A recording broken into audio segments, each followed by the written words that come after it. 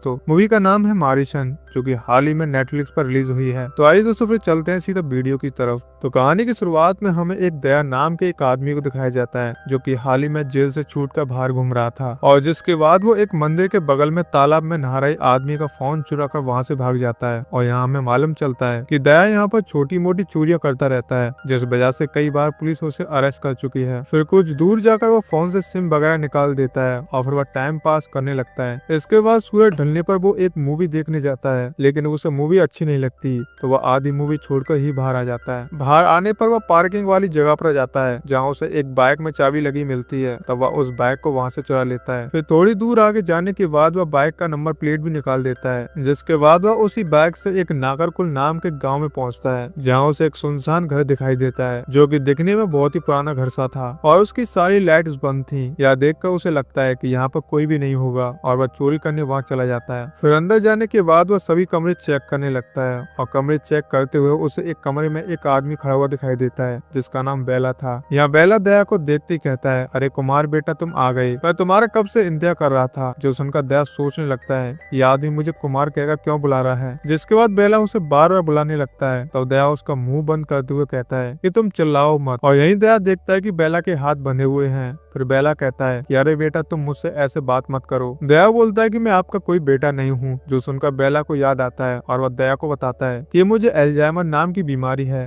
ना तो मैं अक्सर चीजें भूला जाया करता हूँ। तुम्हें देखकर मुझे लगा कि मेरा बेटा आ गया। दरअसल मेरी बीमारी की वजह से मेरा बेटा मुझे ऐसे बांध कर रखता है ताकि मैं कहीं खो ना जाऊँ, मगर मुझे बाहर घूमना अच्छा लगता है, तो तुम मेरी रस्सी खोल दो। तब दया उसकी बातों को इग्नोर करते हुए घर में सामान ढूंढने लगता है, जिस पर बेला कहता है कि घर में तुम्हें कुछ भी नहीं मिलेगा, सारा पैसा बैंक में है। अगर तुम मेरे हाथ की रस्सी खोलकर मुझे बाहर लेकर चलोगे तो मैं तुम्हें एटीएम से 25,000 रुपए निकाल कर दूंगा। और यह ऑफर दया को अच्छा लगता है, तो वह भी बेला के हाथ की रस्सी खोलकर उसे एटीएम तक ले जाता है, जहाँ बेला एटीएम में जाकर पैसे निकालने लगता है, मगर वो अपना पिन भूल जाता है। फिर काफी देर याद करने पर उसे अपना पिन याद आता है और वो अपने एटीएम से पैसे निकाल लेता है। वहीं बाहर खड़ा दया एटीएम में झांकने लगता है और उसे बेला के अकाउंट में 25 लाख रुपए दिखाई देते हैं, जिसे देखकर उसे लालच आ जाता है और वह सोचने लगता है कि अगर मैं इस बूढ़े आदमी से 25 लाख रुपए हड़प लूं तो मेरी जिंदगी संवर जाएगी। वहीं बेला बाहर निकलकर दया को 25,000 देकर वहां से जाने लगता है। तो दया बेला से पूछता है कि अब आप कहाँ जाओगे। जिस पर बेला कहता है कि पास ही के गाँव में मेरी बेटी का घर है, तो मैं वहीं पर जाऊंगा। जिस पर दया कहता है कि तो चलिए मैं आपको बस स्टॉप पर छोड़ देता हूँ, क्योंकि यहाँ पर कोई भी ऑटो नहीं मिलने वाला। तो यह दोनों बस स्टॉप के लिए निकल जाते हैं। तभी रास्ते में बेला के दिमाग में एक ख्याल आता है और वह कहता है कि अगर मैं अपने बेटे के पास जाऊंगा तो मेरा बेटा दोबारा से मुझे वहाँ से पकड़ कर ले जाएगा, इसलिए मैं अपनी बेटी के पास न जाकर त्रिवल्लमपुरम जाऊंगा, जहाँ मेरा बचपन का दोस्त रहता है। तो तुम मुझे त्रिवल्लम की बस में चढ़ा दो। जिस पर दया कहता है कि अरे सर मैं भी तो वहीं जा रहा हूँ, अगर आपको दिक्कत ना हो तो जितना बस का किराया होगा उतने का आप मेरी बाइक में पेट्रोल डलवा देना। तब बेला इस बात के लिए मान जाता है और यह दोनों बाइक से गाँव के लिए निकल जाते हैं। तभी रास्ते में दया बेला से कहता है कि सर बाइक का पेट्रोल खत्म होने वाला है, आप मुझे पैसे दे दीजिए, मैं पेट्रोल डलवा लूंगा। जिस पर बेला कहता है कि मेरे पास कैश नहीं है। फिर दया उसे एटीएम के पास लेकर कहता है कि सर लाइए मैं पैसे निकाल लेता हूँ, आप कहाँ बार बार अंदर जाओगे। तब बेला उसे एटीएम के कार्ड देकर पिन बता देता है और दया अंदर जाकर जैसे ही वह पिन डालता है तो वह रॉन्ग दिखा रहा था। अब ऐसे बार बार चलता रहता है और बेला को पिन याद नहीं आता। जिसके बाद सुबह हो जाती है और यह दोनों एक ढाबे पर जाकर नाश्ता पानी करने लगते हैं। यहाँ दया बेला को एक डायरी देकर उसे अपनी सारी इन्फॉर्मेशन लिखवाने की कहता है कि वह कहाँ से आया है, उसका नंबर क्या है। तब बेला उन सारी चीजों को लिखने लगता है, अपने घर का नाम, बच्चों का नाम और पिन नंबर भी। मगर जब दया उस पिन को ट्राई करता है तो वह दोबारा से गलत बता रहा था। फिर एटीएम से बाहर आने पर उसे उस ढाबे पर बेला कहीं नहीं दिखाई देता। तब वह एक बस में बेला को चढ़ते हुए देखता है, तो दया भी तुरंत भागते हुए उस बस में चढ़ जाता है और वह बेला के पास आकर कहता है कि अरे सर आप यहाँ पर कहाँ बैठ गए, चलिए हम साथ में चलते हैं ना।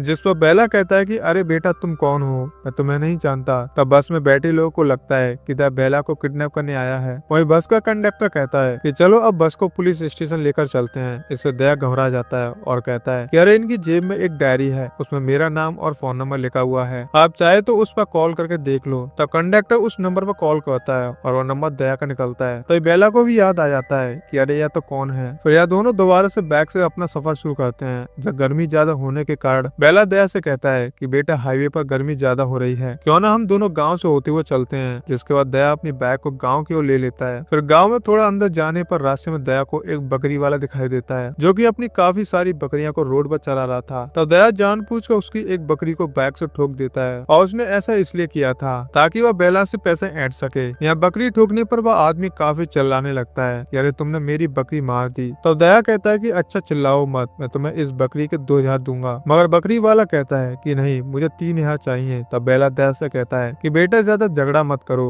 और इसे पैसे देकर यहाँ से चलो। दया कहता है कि मेरे पास तो पैसे ही नहीं, लाइए अपना एटीएम कार्ड दीजिए। तब बेला उसे एटीएम कार्ड दे देता है और पिन भी बताता है और दया तुरंत पास के एटीएम जाकर पैसे निकालने लगता है और इस बार पिन नंबर बिल्कुल सही था। फिर पैसा निकालने के बाद जब दया बैलेंस चेक करता है तो उसमें सिर्फ 8000 रुपए पड़े होते हैं, जो देखकर दया हैरान हो जाता है और वह सोचने लगता है कि अभी तो इसके अकाउंट में 25 लाख रुपए थे, अचानक से ये सारा पैसा कहाँ गया। जिसके बाद दया दुखी मन से वापस आकर उन बकरियों वालों को पैसे देने लगता है और उन्हें झूठ कहता है कि बेला उसके पापा हैं और वह एक पुलिस इंस्पेक्टर है जो छुट्टियां होने पर यह गाँव घूमने आया है। तो यहाँ पुलिस वाले का नाम सुनते ही वह गाँव वाले घबरा जाते हैं और कह देते हैं कि अरे सर कैसी बात कर रहे हो, हम आपसे पैसे कैसे ले सकते हैं, आपके पिताजी ने एक अच्छी सी दवाई बताई है जिसे खाकर मेरी बकरी एकदम ठीक हो जाएगी। यह कहकर वह लोग पैसे वापस कर देते हैं। तब बेला 3000 को अपने पर्स में रख लेता है और दया देखता है कि बेला के पर्स में 2 एटीएम कार्ड हैं, यानी 25 लाख वाला अकाउंट दूसरा है। और यह देख के बेला दोबारा से खुश हो जाता है और दूसरे एटीएम कार्ड के पिन नंबर और एटीएम को पाने के बारे में सोचने लगता है। दूसरी तरफ हम देखते हैं कि थिएटर्स के बाहर से दया ने जिसकी बैग चुराई थी वह लोग पुलिस कंप्लेन कर देते हैं और जिनकी बैग चोरी हुई थी वह किसी नेता का बेटा होता है। यह नेता का नाम सुनते ही पुलिस वाले उसकी बैग तुरंत ढूंढने लगते हैं। जिसके बाद हम दया और बेला को देखते हैं और अब रात हो चुकी थी। यहाँ जिस गांव से यह निकलने वाले थे, बेला कहता है कि शायद मैं इस गांव को जानता हूँ, मेरा एक दोस्त यहीं पर रहता है जिसका नाम सुब्रमण्यम है और वह इलेक्ट्रॉनिक डिपार्टमेंट में काम करता है, उसकी 3 बेटियां हैं। तो दया तुम एक काम करो, पास वाली दुकान पर जाकर पता करो कि यहाँ कोई सुब्रमण्यम नाम का आदमी रहता है। तो दया एक पास वाली दुकान पर जाकर पूछने लगता है कि क्या आप सुब्रमण्यम नाम के आदमी को जानते हैं जो इलेक्ट्रिक डिपार्टमेंट में काम करता है और साथ ही उसकी 3 बेटियां हैं। जिस पर दुकानदार कहता है कि एक आदमी तो है लेकिन उसका नाम श्रीनिवास है।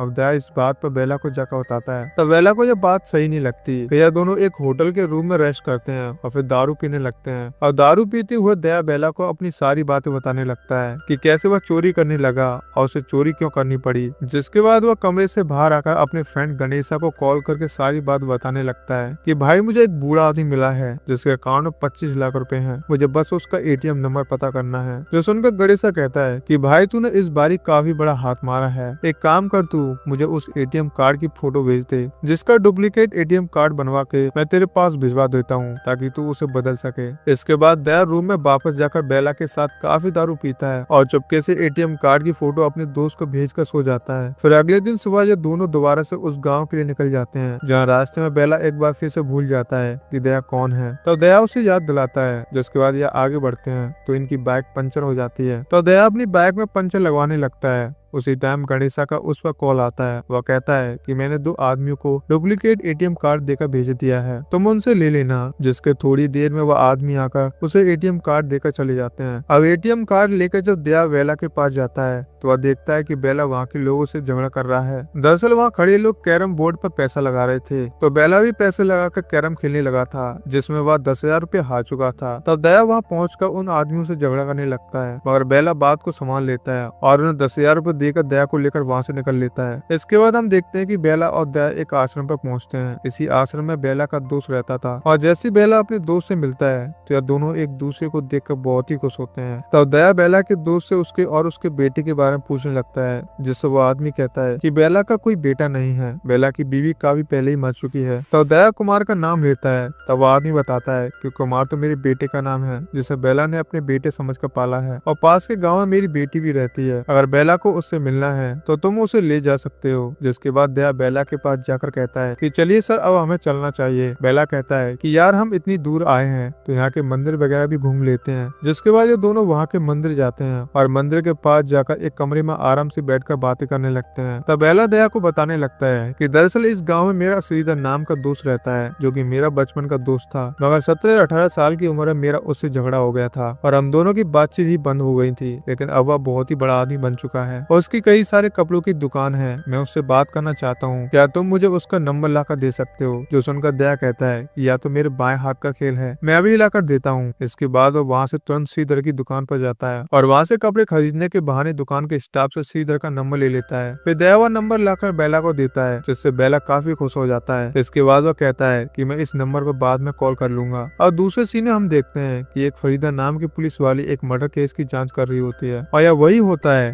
जहाँ दया चोरी करने गया था और उसे वहाँ बेला मिला था। उसी टाइम फरीदा को पता चलता है कि 2 और मर्डर हुए हैं, एक दूसरे गाँव में और एक त्रिवल्लमपुरम में। और यहाँ त्रिवल्लमपुरम में जिसका मर्डर हुआ था वह कोई और नहीं बल्कि श्रीधर ही था। कल दया ने श्रीधर का नंबर बेला को दिया और आज उसकी मौत हो गई। वही श्रीधर की लाश एक झील में मिलती है। इसी के साथ श्रीधर का सिम अभी भी एक्टिव दिखा रहा था। फरीदा समझ जाती है कि कातिल ने श्रीधर का फोन अपने पास रखा है और वह ट्रेवल कर रहा है। जिसके बाद हम दया और बेला को देखते हैं जो कि दोबारा से दूसरे गांव की ओर बढ़ने लगे थे। रास्ते में बेला कहता है कि जो अगला गांव आने वाला है उसमें मेरा एक और दोस्त रहता है और उसके गांव में एक बड़ा फेस्टिवल भी होता है, तो आज हम वहीं पर रुकेंगे। और रात तक उस गाँव में पहुंच जाते हैं और हमें मालूम चलता है कि गणेशा भी उसी गाँव में रहता है। जहाँ रात को दया गणेशा से मिलता है और कहता है कि उसके एटीएम का पिन मुझे अभी तक नहीं पता चला। अगर ऐसा ही चलता रहा तो मुझे उसके पिन के बारे में पता लगाने में सालों बीत जाएंगे। वहीं हम बेला को देखते हैं जो कि बेहोशी वाली दवाई को दारू मिला देता है और फिर दया और गणेशा को बुलाकर उसके साथ दारू पीने लगता है।